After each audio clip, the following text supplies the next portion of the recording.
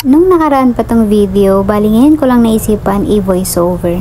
Since ako naman ay naka-work from home, tingin ko naman ay deserve ko tong in-order ko sa may Black app. Bumili nga pala ako nitong chargeable hanging magnetic LED lamp. Naalala ko, pagod na pagod nga ang buntis sa mga oras na to. Pero iba talaga nabibigay pag nag-open ka ng parcel. Aba naman nakakawala ng pagod. The moment of truth, makikita ko na kung ano yung mga inclusions nitong in-order ko. Una, itong cord kung saan gagamitin para ma-charge yung lamp na nabili ko. Sunod, may kasama na rin siyang remote control kung saan pwede na namin siyang magamit kahit nasagaan kami at malayo kami doon sa may magnetic lamp. Kasama din niya itong merong magnetic thing, tapos meron siyang sticker na super dikit sa likodan kung saan siya yung magsiserve para magiging hanging nga yung ating magnetic lamp. Meron nga rin siyang kasamang instruction paper.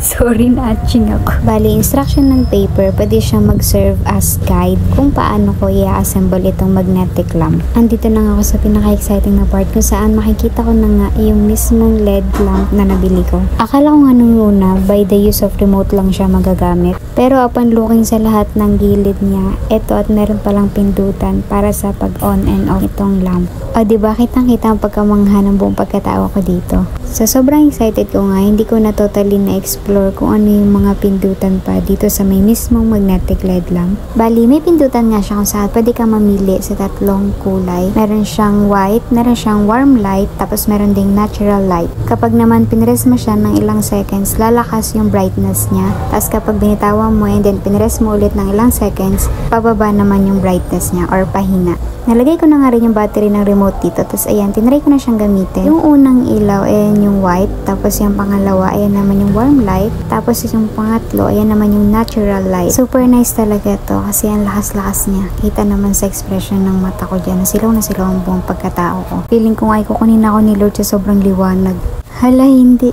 Pagkatapos ko nga i-test lahat ng klase ng ilaw, dito naman ako pumunta sa may brightness niya. Ayan, manghang-mangha na naman ang pagkatao ng buntis na ito. Ito na yung part na tinutest ko na yung brightness niya gamit yung remote. Bali, pinapahinaan ko siya hanggang sa pinakamahina niya. Tapos, pinapalakasan ko naman hanggang sa pinakamalakas na ililiwanag niya. Sunod naman, sinubukan ko nang ikabit itong magnetic sa may mismong lamp. And, ang galing kasi sobrang dikit niya talaga. 100% sure na hindi sila maghihiwalay. Sana all hindi naghihiwalay. Char. Fast forward, ikakabit ko na nga siya dito sa may tabi ng work from home setup ko. Yes, ito talaga yung pinaka main purpose bakit ko binili itong magnetic LED lamp. Dahil sa umaga ay mainit masyado kapag gagamitin ko pa yung ilaw na nakabukas. Eh, ang kailangan ko lang naman din ay maininag talaga yung keyboard dahil hindi ko yun kabisado. Kaya perfect talaga to sa pag work from home ko. At dahil LED nga, tipid na ito sa kuryente. Nung natansya ko na rin kung saan ko siya talaga ididikit, saka ko na lang inalis yung cover ng sticker. For the focus nga ang buntis dito. Paano ba naman super dikit talaga ng sticker kaya kailangan hindi ka magkamali din sa pagdikit mo. Pero ang kinaganda dito, kahit di naman niya kasama yung magnetic thing na yon, pwede pa rin siyang madikit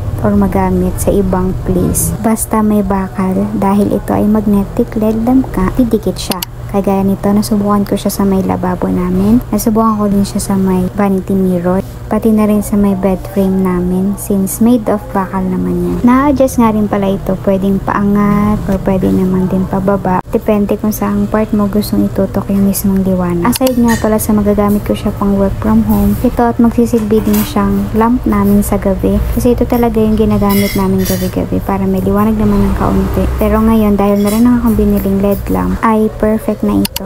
Ito na rin pala yung final look ng aming kwarto ni Dormit. Mga panahong sinasabihan pa ako ng kasipagang maglinis. Panigurado, excited nga akong mag-work from home nito. Gawa nga ng pinili kong magnetic LED lamp. O siya, bukas ulit.